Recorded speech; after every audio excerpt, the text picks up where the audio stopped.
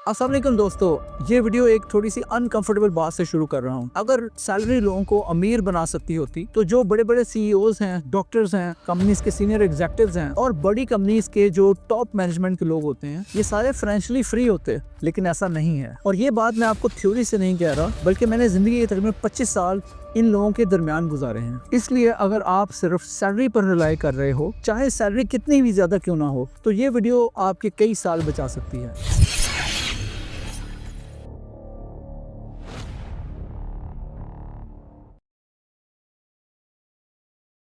पिछली 2 वीडियोस में हमने ये बात की थी कि ज्यादातर इन्वेस्टर्स ये सोच रहे होते हैं कि वो कंपाउंडिंग कर रहे हैं, जबकि हकीकत में वो कंपाउंडिंग नहीं कर रहे होते। आज मैं उससे एक स्टेप नीचे जाऊंगा, क्योंकि कंपाउंडिंग को समझने से पहले ये समझना जरूरी है कि सैलरी लीनियर होती है, जबकि जो दौलत होती है या वेल्थ होती है वो एक्सपोनेंशियल होती है। और यहीं पर ज्यादातर लोग फंस जाते हैं। सैलरी असल में होती क्या है? आप अपना टाइम देते हो, काम करते हो, उसके बदले आपको पैसा मिलता है। चाहे सैलरी बढ़ती रहे, फिर भी वो टाइड होती है आपकी एनर्जी के साथ, आपकी अवेलेबिलिटी के साथ, आपकी परफॉर्मेंस के साथ और एक वक्त के बाद आपकी एज के साथ। एक सीलिंग होती है जो शुरू में नजर नहीं आती, लेकिन होती जरूर है। और डेंजरस पार्ट ये है कि जैसे जैसे सैलरी बढ़ती है, लाइफस्टाइल एक्सपैंड होता जाता है, जिम्मेदारियां बढ़ती हैं और रिस्क लेने की हिम्मत कम हो जाती है।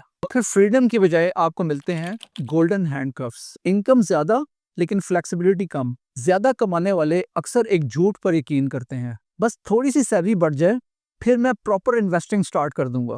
लेकिन असल में क्या होता है? कंफर्ट ऑप्टिमाइज होता है लेकिन कंपाउंडिंग नहीं। रिस्क डिले होता है, ओनरशिप पोस्टपोन होती रहती है। मैंने कई लोग देखे हैं जो एक महीने में दूसरों के साल जितना कमा रहे होते हैं, फिर भी पेचेक टू पेचेक जी रहे होते हैं। इसलिए नहीं कि वो केयरलेस हैं, बल्कि इसलिए कि सैलरी पहले खर्च करना सिखाती है, इन्वेस्टिंग बाद में।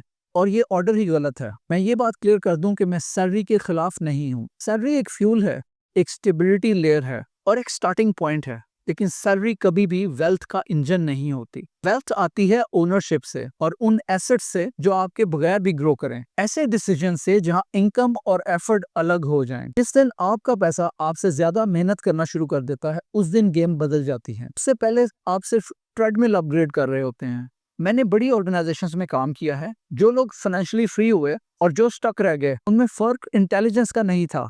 फर्क सिर्फ ये था कि उन्होंने ये पूछना छोड़ दिया कि मैं और ज्यादा कैसे कमा सकता हूँ, और ये पूछना शुरू किया मैं कमाते हुए एसेट्स कैसे बिल्ड करूँ। ये शिफ्ट सब कुछ चेंज कर देता है। तो सच ये है कि सैलरी आपकी जिंदगी को कंफर्टेबल तो बना सकती है, आपको एक कंफर्ट जोन में लेके जा सकती है, लेकिन आपको फ्री नहीं बना सकती। फ्रीडम यानी आजादी तब आती है जब इनकम आवर्स के साथ, घंटों के साथ जुड़ी हुई ना हो, डिसीजंस फियर से ड्राइव ना हो, तो टाइम आपका एसेट बन जाए, लाइबिलिटी नहीं। अगर आपका पूरा फाइनेंशियल प्लान अपनी अगली सैलरी रेस पर डिपेंड करता है, तो आपके पास प्लान नहीं है, सिर्फ उम्मीद है। अगर आप सैलरी डिपेंडेंस से एसेट बेस्ड थिंकिंग की तरफ मूव करना चाहते हैं, तो चैनल को सब्सक्राइब करें। अगर आपको ये वीडियो अच्छी लगी तो इसे लाइक कर दें और कमेंट में हमें अपनी राय से जरूर आगाह करें कि आप फाइनेंशियल फ्रीडम के सफर पर इस वक्त कहाँ खड़े हैं। क्या आपने सफर का आगाज कर दिया है या फिर आप पहले से इस सफर पर रवां दवा है? ये चैनल शॉर्टकट्स के लिए नहीं है,